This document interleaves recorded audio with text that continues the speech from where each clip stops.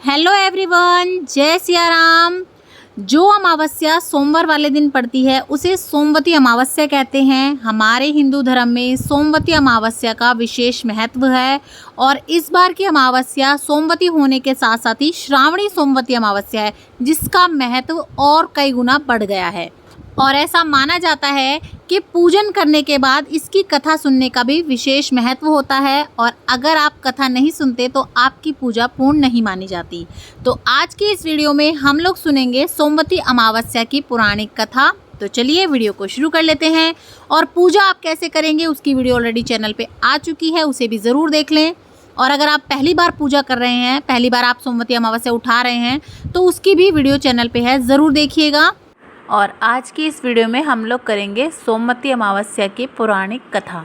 चलिए कथा को शुरू कर लेते हैं। एक गरीब ब्राह्मण परिवार था।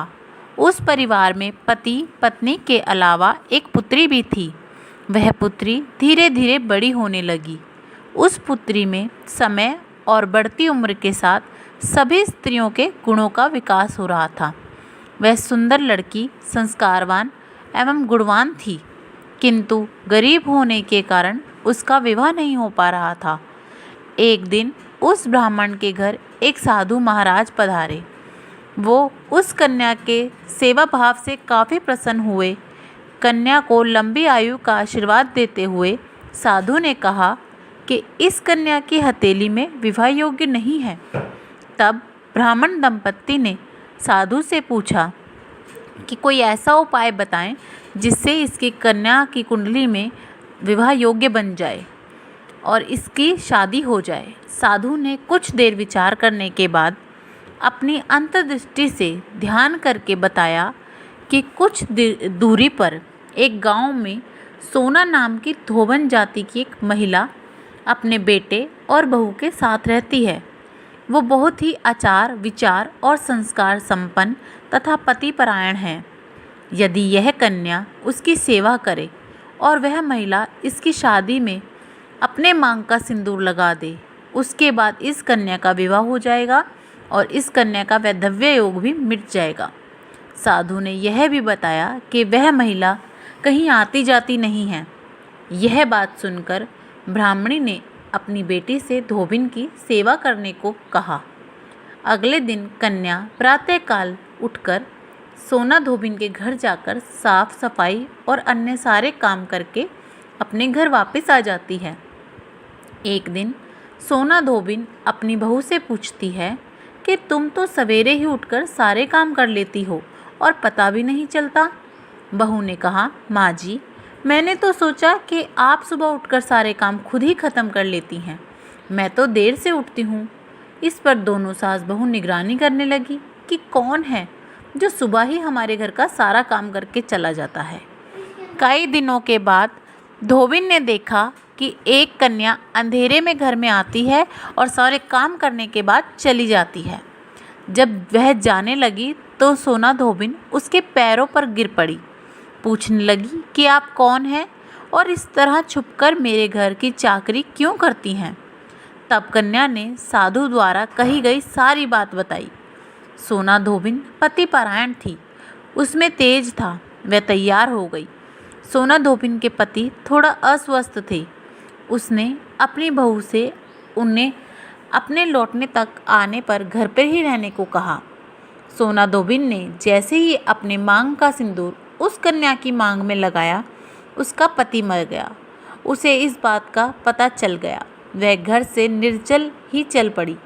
वह सोचकर कि रास्ते में कहीं पीपल का पेड़ मिलेगा तो उसे भंवरी देकर और उसकी परिक्रमा करके ही जल ग्रहण करूंगी। उस दिन सोमवती अमावस्या थी। ब्राह्मण के घर मिले पुए पकवान की जगह उसने ईंट के टुकड़ों से 108 बार भंवरी देकर 108 बार पीपल के पेड़ की परिक्रमा की और उसके बाद जल ग्रहण किया। ऐसा करते ही उसके पति के मुर्दे शरीर में वापस से जान आ गई। धोबिन का पति वापस से जी उठा। इसीलिए सोमवती अमावस्या के दिन शुरू करके जो हर अमावस्या के दिन भंवरी देता है, उसके सुख और सौभाग्य में वृद्धि होती है। पीपल के पेड़ में सभी देवों का वास होता है। अतः जो व्यक्ति हर अमावस्या को ना कर सके तो वह सोमवार को पड़ने वाली अमावस्या को 108 वस्तुओं की भवरी देकर सोना धोबिन और गौरी शंकर का पूजन करता है, उसे अखंड सौभाग्य की प्राप्ति होती है। ऐसी प्रचलित परंपरा है कि पहले सोमवती अमावस्या के दिन धान, पान, हल्दी, सिंदूर और सुपारी की भवरी दी जाती है।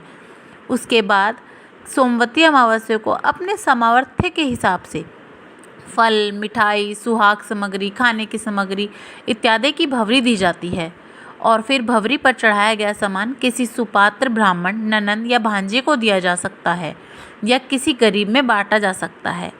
तो इस प्रकार से सोमवती अमावस्या की कथा संपूर्ण होती है। और इसके बाद आप विनायक महाराज की छोटी सी कथा ज़रूर कहें वहीं पीपल के पास बैठकर, या अगर आप घर पर पूजा कर रहे हैं तो आप घर पर भी ये 2 कहानियाँ ज़रूर सुने और इस प्रकार से आप सोमवती अमावस्या की पूजा कर सकते हैं।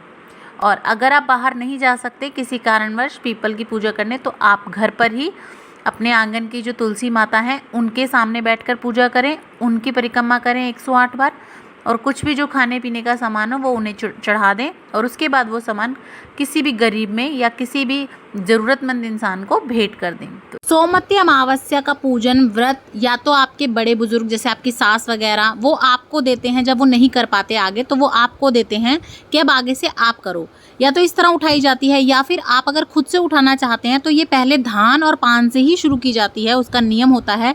उसकी वीडियो ऑलरेडी चैनल पे आ चुकी है, आप देख सकते हैं। और भी हिंदू धर्म से रिलेटेड, पाठ पूजा से, तीज त्योहार से रिलेटेड सभी वीडियोस आपको मेरे चैनल पे मिल जाएगी, उन्हें भी आप ज़रूर देखिएगा। और अगर वीडियोस पसंद आती हैं, मेरा चैनल आपको अच्छा लगता है तो लाइक, शेयर, सब्सक्राइब करना बिल्कुल ना भूलें और कमेंट बॉक्स में जय सिया राम ज़रूर से लिख दें। जय सिया राम।